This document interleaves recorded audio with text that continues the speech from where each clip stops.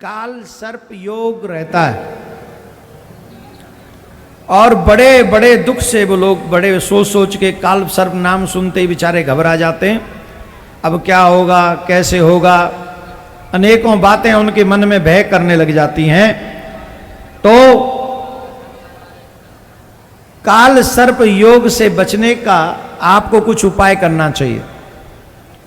सोमवार के दिन भगवान शिव जी के शिवलिंग पर गंगा जल मिलाकर उस जल से महामृत्युंजय का पाठ किसी ब्राह्मण देव से 108 बार बुलवाकर या 501 बार बुलवाकर या 1100 का जाप करवाकर 7 दिन तक नित्य अभिषेक करने पर, चंदन युक्त धूप प्रदान करने पर, अगर जातक जिसकी कुंडली में काल सर्प योग है वो सोमवार के दिन से प्रारंभ करके 7 दिन तक लगातार इस कार्य को करता है तो उसके काल सर्प योग का जो दोष है भूत भावन भोलेनाथ समाप्त कर देते हैं।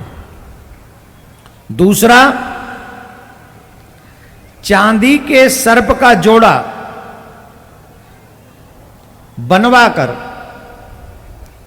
शिवरात्रि को अथवा सोमवार को अथवा नाग पंचमी को दूध में रखकर शिवलिंग पर चढ़ाने से और दूध से अभिषेक करने से इस दोष की निवृत्ति हो जाती है। सर्प गायत्री का जाप या महामृत्युंजय का जाप भी इस काल सर्प योग के दोष को मिटाने में पर्याप्त क्षमता रखता है।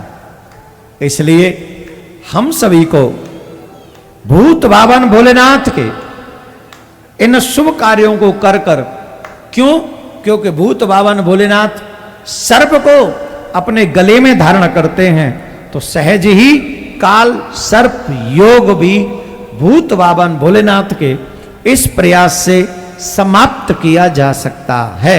राधे राधे बोलना पड़ेगा। उसके कोई संतान नहीं थी, बहुत धन संपन्न था, धन की कोई कमी नहीं थी उसके। शिवजी का परम भक्त था, रोता था, मेरे घर में संतान नहीं है, संतान नहीं है, संतान नहीं। किसी ने प्रेरणा दी, साधु महात्मा ने, शिवजी को मनाओ।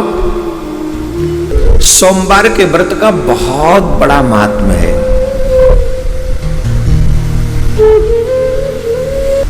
शिवजी के सोमवार व्रत किए, भूत बावन प्रसन्न हुए, प्रकट हुए, कहा बताओ क्या मांगते हो? बोले महाराज संतान नहीं है, संतान दे दो। बोले ठीक है, वैसे तो तुम्हारे भाग्य में संतान नहीं है पर तुमने तपस्या की है, इसलिए तुमने सोमवार का व्रत किया है, इसलिए हम प्रसन्न हैं, हम तुम्हें संतान देंगे, लेकिन एक शर्त है। बोले क्या? सिर्फ 16 वर्ष का होगा। भगवान इतना कह के अंतर ध्यान। अब बताओ खुशी मनाए कि दुख मनाए?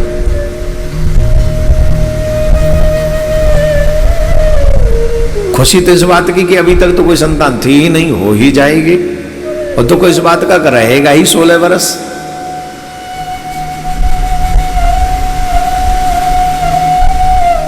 कई बार सुख भी आते हैं तो ऐसी कंडीशन में आते हैं कि आप एंजॉय नहीं कर सकते।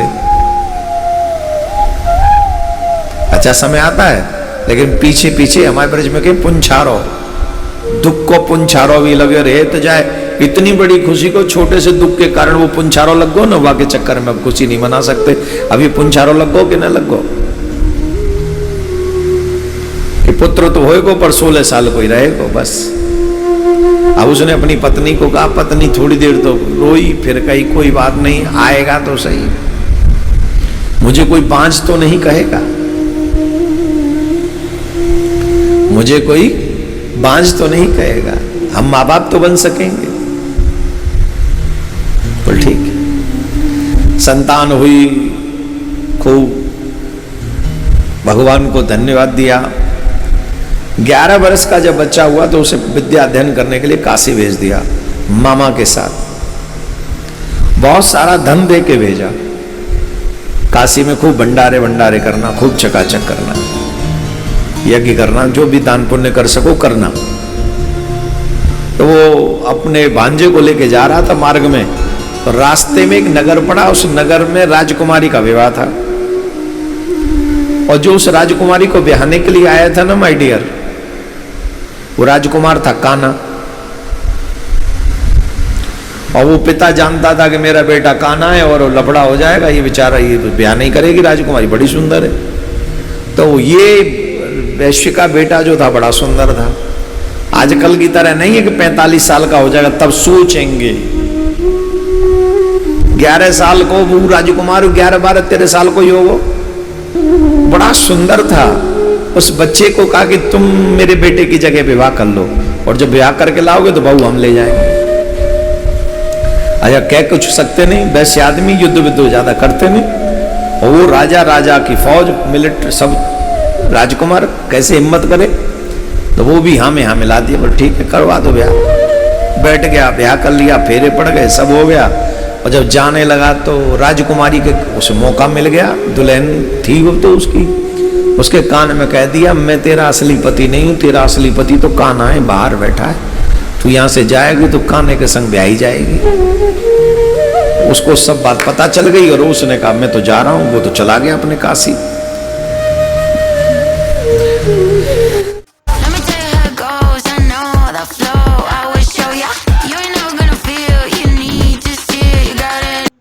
इस बात का पता चला तो राजा ने अपनी बेटी को भेजने से मना कर दिया, और बेटी ने स्वयं ने कह दिया कि मेरे फेरे जिसके साथ हुए हैं मैं उसी के जाऊंगी, नहीं तो नहीं, मैं यहीं ऐसे आजीवन रहूंगी, अकेली बैठी रहूंगी। वो काशी चला गया। काशी में विद्या अध्ययन भी करता था, सुयोग दान भी करता था, यज्ञ करता था। एक यज्ञ चल रहा था, 16 साल पूरे हुए।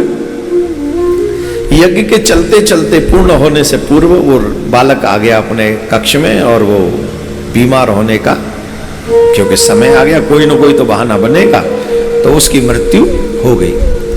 मामा यज्ञ पूरा करा के जब आया तो बहुत देखा उसने, तो बच्चा नहीं है, तो रोया, बड़ी जोर जोर से धाड़ मार मार के रोया। वो सोचने लगा मैं अपनी बहन को क्या जवाब दूं, अपने जीजा को क्या कहूंगा, अब तो मैं भी मर ही जाऊंगा। आसपास के सब लोग एकत्रित हो गए, और सब लोग शंकर भगवान से काशी में प्रार्थना करने लगे, ये तो इतना अच्छा बच्चा है, इतना अच्छा बच्चा है, आपने इसको उठा लिया। और उसी समय शंकर भगवान, मां पार्वती वहां से जा रहे थे। काशी में तो नित्य भ्रमण करते ही हैं। तो मां पार्वती ने देखा, अरे महाराज ये तो हमारी नगरी में बड़ा रोआराट बीत रहा है। भगवान शंकर आए, बोले तुम जानती हो कौन है? बोले कौन है? ये वही बच्चा है जो 16 साल की आयु इसको दी थी, आज इसकी आयु पूरी हो गई। मां पार्वती को दया आ गई, नहीं देखो कितना सुंदर है, कितने लोग इसके सत्कर्मों से, ध्यान रखिए आपके सत्कर्म आपके भाग्य को बदल सकते हैं, आपके सत्कर्म।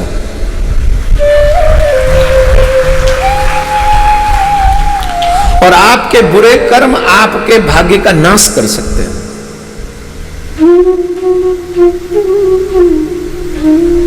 16 साल की आयु थी इसकी। आज व्यक्ति लूटपाट में लगा हुआ, लूट खसूट में लगा हुआ, जो जहां से मिल जाए, सियावर रामचंद्र की जय, पात्रता है या नहीं है, जो मिले सो खाओ कमाओ ऐस करो। एक माला करने में सांस फूल जाती है, कैसे काम चलेगा? आपके हाथों से कुछ सेवा होती रहे, आपके जिह्वा से नाम गायन होता रहे, आपके पैर तीर्थ चलते रहे, बड़ों के आगे आपका सर झुका रहे, आप सच मानिए ये सत्कर्म आपके अनेक अनेक विपत्तियों को टालने में सक्षम है, अनेकों विपत्तियों को टालने में सक्षम है। उस मरे हुए बालक में पुनः प्राण आ गए। शंकर भगवान की कृपा हो गई, पार्वती माँ की प्रार्थना स्वीकार की, तो वो बच्चे ने कहा कि अब विद्याध्ययन हो गया, चलो घर वापस चलते हैं। मामा की तो जान में जान आ गई बेचारे के, मेरा भांजा। अच्छा, जब से वो ब्याह करके गया ना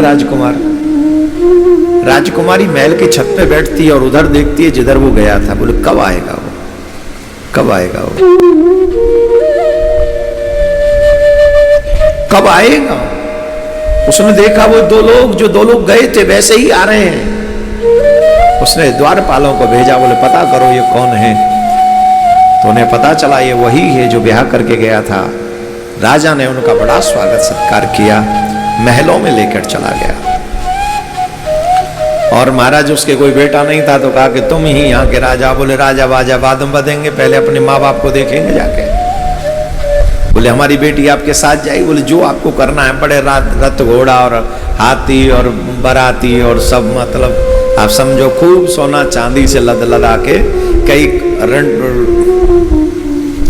कई कुंवारे तो ये सोच रहे हैं कि उसकी जगह हम क्यों नहीं थे। ले फोकट में कुछ नहीं मिलता है। कई तो सोच रहे उस वैसे के बच्चे की जगह हम होते, कुछ करके आए हो, हमारे माँ बापों ने कुछ किया ऐसा।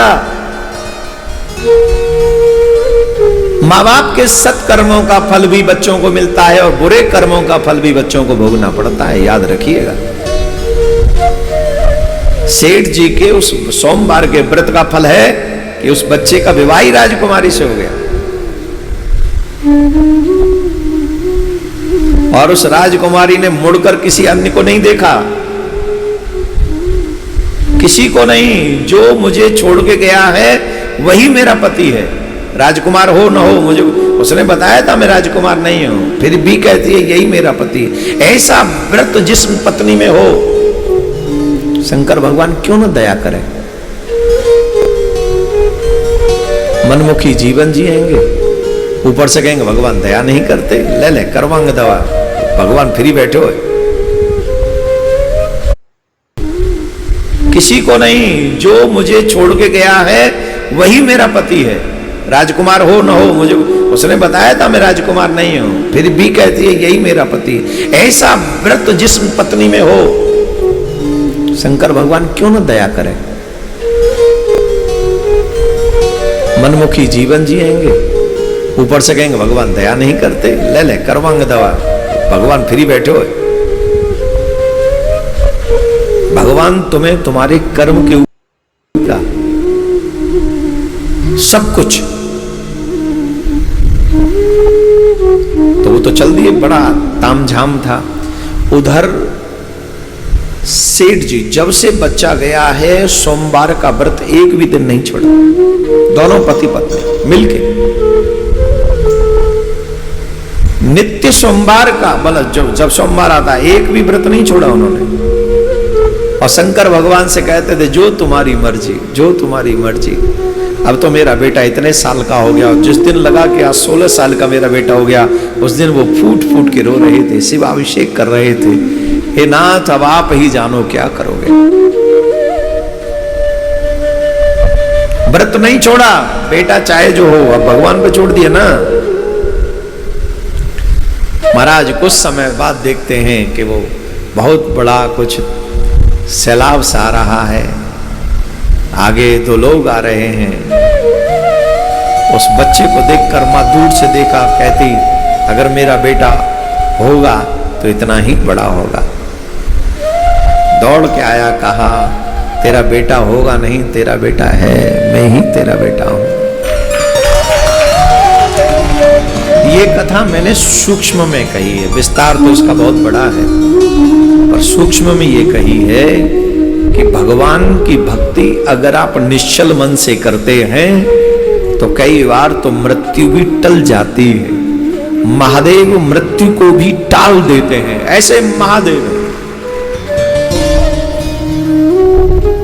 अकाल मृत्यु वो मरे जो काम करे चांडाल का, काल उसका क्या करे जो भक्त हो महाकाल। भगवान की भक्ति दिखावे के लिए नहीं, कल्याण के लिए करनी चाहिए। दिखावे से लोग तो कह देंगे कि हाँ भक्त है, पर कल्याण कहां होगा। कल्याण तो तुम समझ लो कि तुम ही हो भगवान के, भगवान ही है तुम्हारा। अब हानि लाभ जीवन मरण सब कुछ तेरे हाथ, ये निश्चय करो।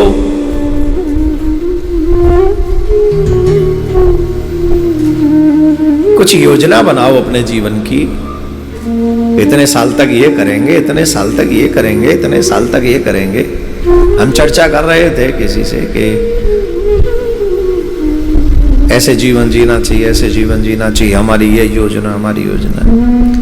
किसी ने कहा कि महाराज आपको क्या चिंता करने की जरूरत है, आपके तो इतने चेला हैं।